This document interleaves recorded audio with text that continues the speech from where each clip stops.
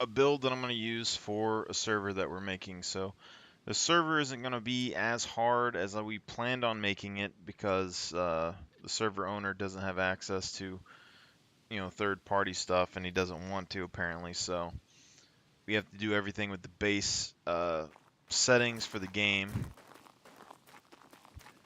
So we will have more puppets, more puppet damage, um, possibly limit the amount of items that the traders can like restock. That way we can kind of keep a handle on the guns as best we can. So that's what we're trying to do, is keep the influx of guns from being too high. Um, Decreasing all the spawns for items all over the island. I think he increased animals at some point. The idea was that animals were going to be the main source of income. But from what I've seen, there's still gas cans and stuff spawning. So you can still get, 400 or 500 bucks for a gas can to the trader. So should be interesting. I mean, I guess it opens up a little bit. You don't necessarily have to buy things from, or hunt animals if you don't want to. But build wise, what I think I'm going to use is a 3-5-1-3 build. And you might think this is a bit crazy, but I'm going to explain this as best I can. This build is to help me survive pretty much as long as possible on a server that could potentially be very hazardous. And if I was going into a survival game to win, I think this is what I'd be going for. So since the game has, more puppet damage, more puppets, um, longer healing times, all of that, there's going to be less gasoline on the map unless you stockpile it for your vehicles. Hunting and things are going to be very important. So I think the calorie consumption and usage is going to be really big for the most part. We're already up to 33% better on that. The Constitution's giving us the extra HP, which I think is going to be very nice early. It's giving us, the immunity and all that good stuff that we like. And then when we look at the stat distribution, I know that people are going to get on to me for,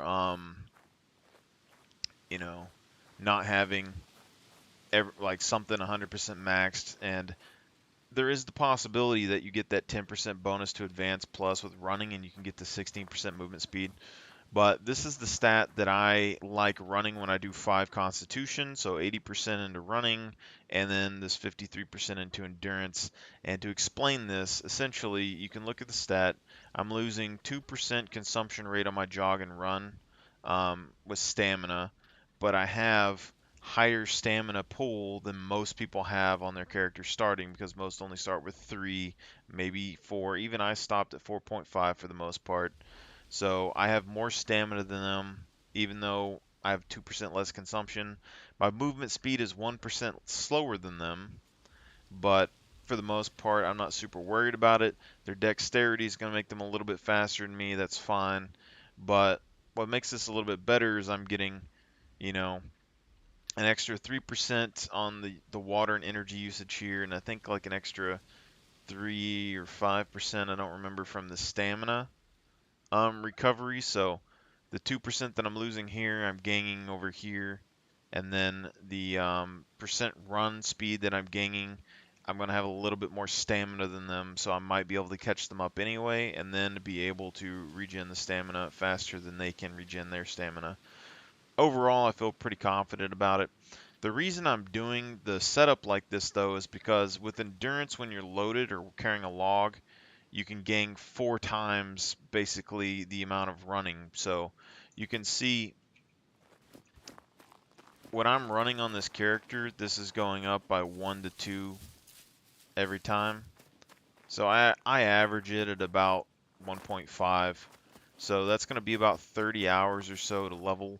Although I can level this faster with a bicycle, I can't guarantee that I'm going to get a bicycle. And bicycle also helps level endurance. And I don't feel like riding a bicycle everywhere like I used to. So that's the other thing. But now, when you'll see, I'm not going to do it right now, but basically, if I go and say put a hiking backpack loaded on my back and I run around with it, or I put a log on my shoulders, you're going to see this endurance gen spike up, and it can go up to like 4 a second. So you can gain 4 times the amount, which is why I have these separated the way they do, not only just the running benefit, but this makes it fairly easy to max these both out within, a week or so of playing the game. And that's the big thing with this build that I'm trying to do is it's more of like my end goal completionist build. I don't have 5 intelligence, but I could drop the strength to get into intelligence. I just don't want to level brawling. I just don't feel like leveling it anymore. I've already leveled it to max in the past, and I know it's the worst thing to level, and I don't want to deal with it. So not having 5 intelligence, I'm fine with it. If I was going to do 5 intelligence, I'd probably just take the 2 points off of constitution, drop the endurance or whatever, and be fine with it. But this, I think, is the overall build that I like in the game. And then if they ever add intelligence scaling, I would probably drop this down to 1.5, put that points into strength. That way I don't have to do the strength leveling at the beginning of the game, which would be very nice. And then I can get 5 strength right off the bat. But or go ahead and throw some decks. So we're taking medical because with the trader, like the original idea was that the trader was going to have fairly restricted prices and things. So depending on how we can restrict the sales of things, I wasn't expecting to get as much money as I was. So I didn't think it was going to be possible to gather as many materials to, go and do things. But if you don't if you are buying medical items from the trading post because they're not spawning very well in the world, then you're not going to have as much money to put towards hiking backpacks or guns or something like that. So that is a big debate when you first start off, but it's going to help me survive longer in case I get injured somewhere. It's going to help me recover faster, which is really nice. It's going to help my teammates recover faster, which is really nice. And although I can level this up in like 15 hours, I can get this up to Advanced Plus in about the same time. So I get the benefit early, and then later on, if I decide to level it, I can go and gather the supplies and level it up to Advanced Plus and be good. And then at the start of the game, my main focus right here is going to be survival. And so all of my points go into survival, and when I'm leveling my survival, I'm leveling strength. I don't focus on engineering when I level survival. You put, the logs and the sticks in your backpack, and I try to get 0.384 on my strength scaling while I'm cutting trees and all that, and leveling survival as quickly as possible because each rank up in survival that I get, I'm increasing or decreasing the amount of time it takes me to process more materials, which levels us up faster and faster and faster. Putting the components in any other stat just slows down the leveling of survival. And at the beginning of the game, I want survival to be good. That way that it doesn't take me as long to level everything else. And then I'd probably stop at advanced survival and then start leveling my engineering. But I could possibly do this to advanced plus survival because it takes about the same time as going from, 0 survival to, you know, uh, advanced survival. The other thing though is that you can use this skill while not having a base. It's more of an active skill because you can build ammunition with it, you can build spears with it, all that stuff that you need to do early that helps you and speeds up everything. So if you're kind of doing a progression in the game and not instantly going into base building, I like that a lot. Then after survival, I usually start switching over to engineering, and so all of my components go into the engineering stat, start leveling this up. So when survival's going, I can probably get strength up, pretty close to a point or so. And then once I start working on engineering, I'm cutting more components again, which I'm going to still be having the sticks and logs and stuff in my backpack, which is going to give me more strength. And then by the time I get done with engineering, my awareness should be pretty close to around somewhere into medium, depending on if I go to advanced survival or not. And my strength should be pretty close to where I want it to start with the next component of this.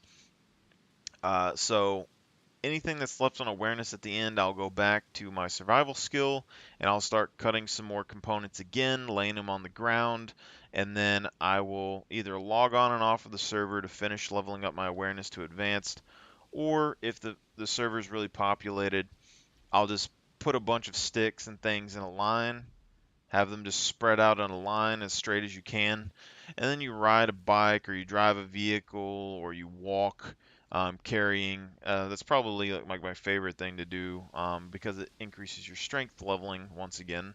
It's just like take a wheelbarrow or something, load your backpack full of stuff, load the wheelbarrow full of stuff, and just walk back and forth the trail of sticks. Um, so you'll get increase of awareness constantly and your conditioning and all that and your strength. So by the time all of that is done, you got the option to start working on your dexterity skills. So you can go towards thievery or demolition or both. I don't really care. If you go demolition, you're going back over to the survival skill and you're putting the components back into your backpack again like before, and you're dumping every single bit of your tree and your components into demolition. So by the time you get that done, you probably got a couple more points in strength there, or at least, a few tenths of a point in strength. And so that's going to help round you out. And then when you go into thievery, it's going to be, you know, when you have 5 strength, and as long as you have basic thievery, it's 35 seconds to crowbar locker. Now, with 5 strength and advanced thievery, as far as I could tell, it only goes down to 25 seconds. So you're saving, 10 seconds per locker, but that's not the biggest thing to really, for me to concern myself going up to advanced. And then it's going to take me uh, about at the beginning when you don't have any thievery with 3 strength, I believe. It's going to take you like a minute or so to crowbar. But if you do 30 lockers, it's going to take you 5 or 6 times to do that. So about 3 hours. Just kind of do one every couple days or whatever, and you'll get basic thievery. And then after that, you're going to be able to do it 35 seconds. And you can continuously do that until you get to medium thievery, which won't take very long at all. Or you can go and do the lock picking board if you want at that stage, because it makes it a little bit easier to do those beginning locks. But the main thing is that the 35 seconds, I like having at least 35 seconds to do airdrops, because that's going to 3 minutes, 3.5 minutes to take all the airdrops. And then the hardcore servers, you're looking at a 2-minute flight time till it hits the ground, and then a 5-minute timer inside of the box. So by the time you get there, you're probably already almost out of time, and you're not going to be able to get them all.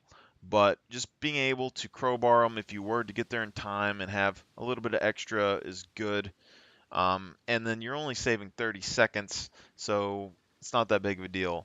And also, once I get to medium thievery, which shouldn't really take very long, that's when I can start kind of lock picking advanced locks for the most part. Someone's on the server.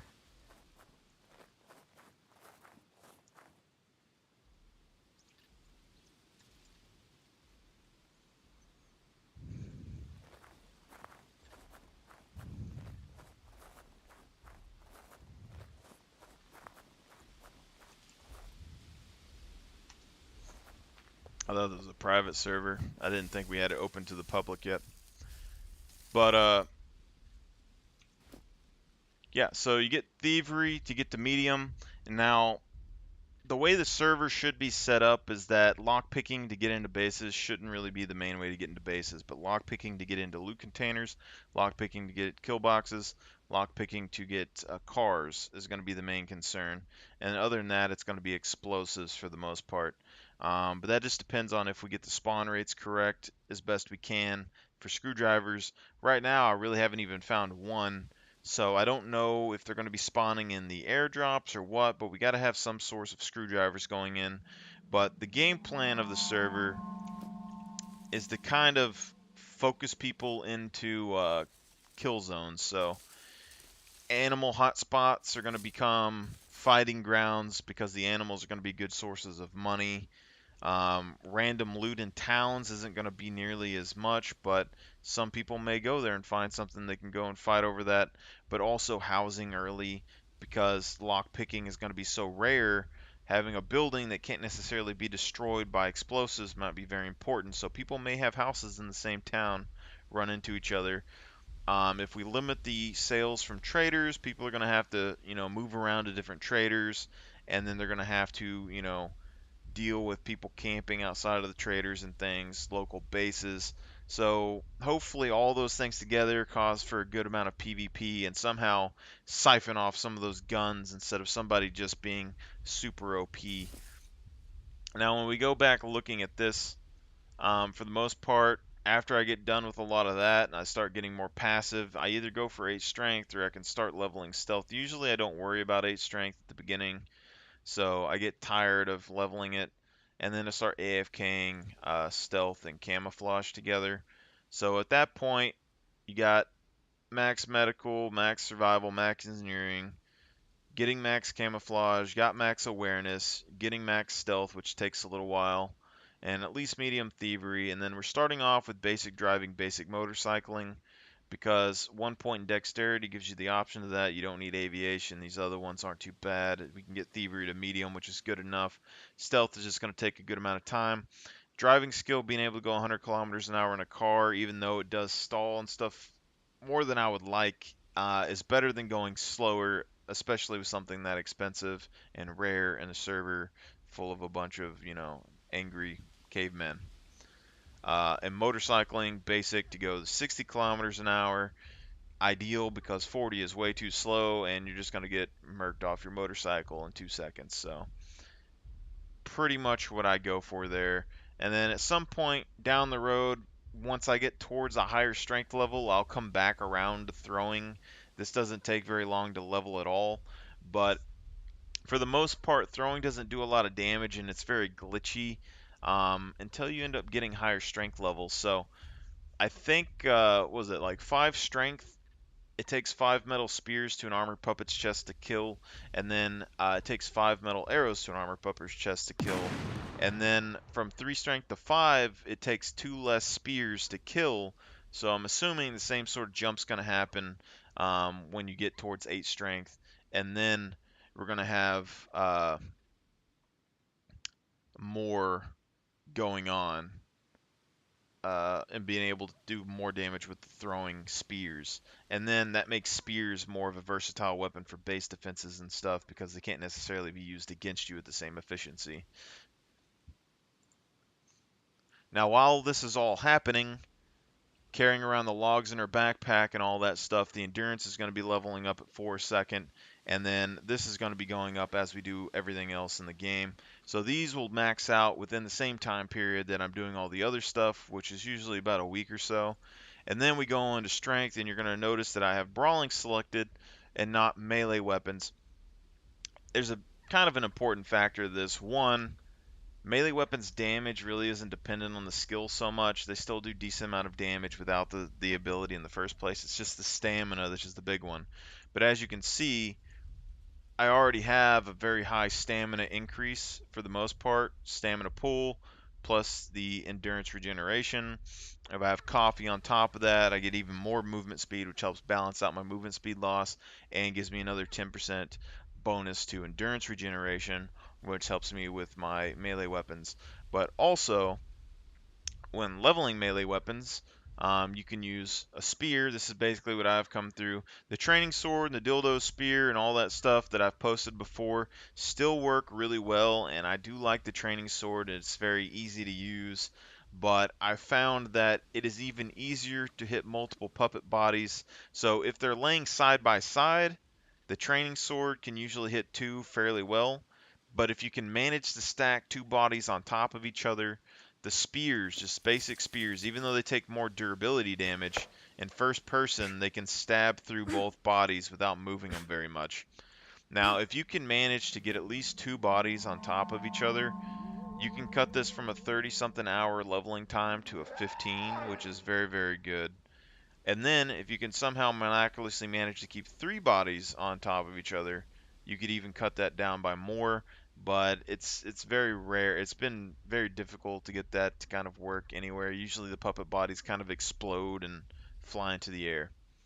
And archery, we're going to be using that over the period of the game with melee. So these two are going to be leveling up over time anyway. And then rifles and guns, if we have events activated on the server, we can just level these with events. But for the most part, they level up fairly quickly. I'm not super worried about it. I can use a crossbow for this if I want.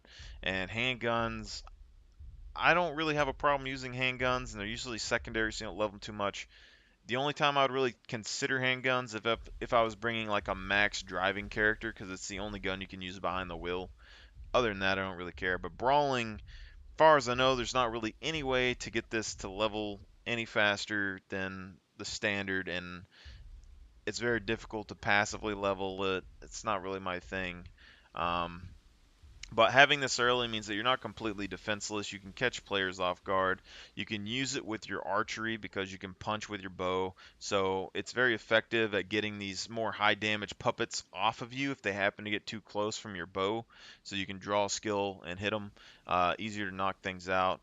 When you're using brawling, just a side tip though, is that if you're standing, this is where you do your combos. If you get yourself to move faster, this is where you start doing those kind of sideways, always a right hand punch, usually to the head. And then you try to circle around your target, hit them in the back of the head, and they usually knock down pretty quick.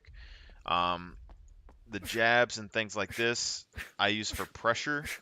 So if you get someone's kind of tired, kind of worn out, somebody that doesn't have as much endurance and things as you can top them off just by keep them in the corner. Your endurance regeneration's faster. Don't let up, and they'll be kind of toast there. The only other thing I can really tell you is that you can do a kick and a jump at the same time, kick somebody upside the head, and can knock people out. So the other thing is that with puppet increased damage, they can do quite a significant bit. So for me, I always took 4.5 before, but the official hardcore servers, they would do 20% of my HP a fat puppet would, and then the small one would do like 5 or 10. But with advanced brawling, your blocking efficiency, you can block 80% of the damage. So even if they are like times 4, times 5, times 10, you can block 80% of that and at least keep yourself somewhat stable for the most part. Although I don't know if it applies to melee weapons because I have not tried this yet. Because I don't know how much damage a melee weapon blocks, but none of it really is stated inside the skill tree. So the only thing that mentions blocking at all is brawling, blocking efficiency. So could potentially have some leeway there. But as you can see, with all this, then we're going to be having driving skill, and that's just going to be driving around towards the end. And that is basically almost every skill in the game maxed out, leveled, and this is all possible within a couple of weeks of play. Honestly, it just depends on how much you want to play, but you can get this all done in a couple of weeks. And that is kind of my overview on the process of leveling a character. I would say that 8 strength is like the end all be all, and the higher it goes, it's harder and harder. Some of the best methods, like I don't even use the tree farm for it hardly. Um, if you have 2 accounts or a buddy, sometimes you can like load people up with a bunch of stuff, have them hop in a wheelbarrow, then load the wheelbarrow up with a bunch of stuff, and then load yourself up with a bunch of stuff, and kind of push it around. But as long as you got 5 strength, I'm fairly confident with that. I don't really focus on leveling to 8 strength very often, but hopefully that helps somebody out. I'm not going to say that it's the best information in the world, but it has been pretty successful for me for the most part because I'm not wasting building components when I'm leveling up my survival and engineering skill and stuff nearly as much. And although people do like sharing their abilities in between different skills, or sharing their XP in between different skills, the fact that I separate these just makes it easier and less monotonous for me to level my strength up. And I need to get this to 5 so I can do the thievery. So as much as it seems like it's not going to be super efficient, it does work pretty darn good. And you can see just me like crafting a couple of bows and things. Like I've already gotten like 10% of this already set. So it doesn't take long to get survival up at all. And you won't even hardly notice you're doing it while you're playing the game. So this is just kind of the system I've kind of put together over the last few months, um, over a bunch of different servers and things. But the thievery was the one that was getting me for the most part, and I just don't care so much about keeping advanced thievery anymore, and I barely care about keeping intelligence. So strength and conditioning are like my main bread and butters. But yeah, this helped you out. Let's tell me your thoughts and stuff too, because I'm curious. And if you have any builds that you think are really good, just post them before. You can trash mine. I'm perfectly fine with constructive criticism. But anything that you think is good, just go ahead and share it. I would like to talk about it. Um, I know brawling and stuff is a little bit not meta, but it's fun. So thank you for your time, and hopefully you enjoyed.